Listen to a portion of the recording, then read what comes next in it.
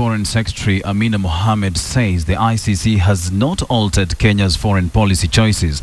Amina, however, says President Uhuru Kenyatta's priority in foreign diplomacy is fostering strong ties with other African leaders. Now, she spoke to Katie and Sophia Wanuna on our brand new morning show, Morning Express. Over the last couple of days, we've seen the president engage very much with African leaders, and we could say he's leading from the front. He's been there in most of these travels you have done with him as well.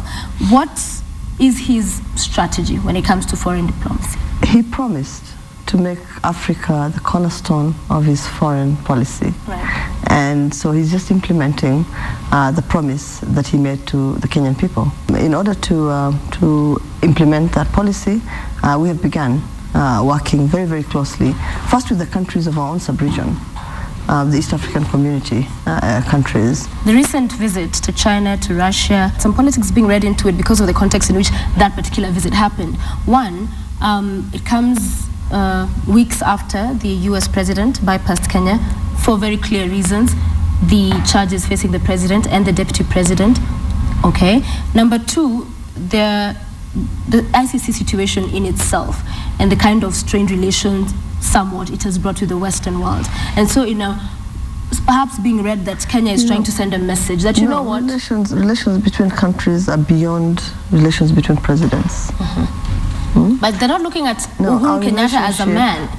He's the leader. Our relationship goes beyond that. Yeah. And we established these relations before His Excellency Uhuru Kenyatta became the president of Kenya. We've had this relationship, and that's why I said President Kibaki too visited China, and at that time too were accused of going east. Kenya is signatory to the Rome Statute, and we now see another effort to pull Kenya out.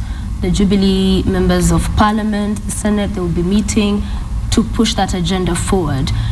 Standing from that foreign policy, diplomacy point of view, what do you see happening with this? Is it a good thing that we pull out? I will not answer that question fully, unfortunately, because Parliament will be sitting.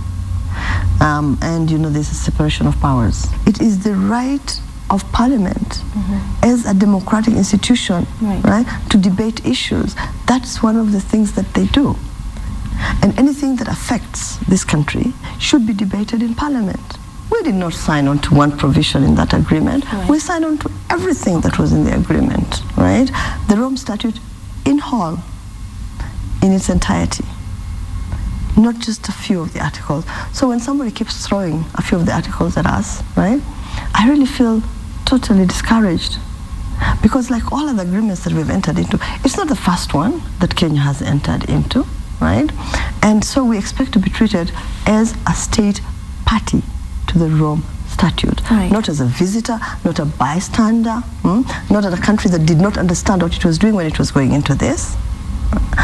We actually deserve to be treated differently, because like I said, none of these countries can take the moral high ground with us.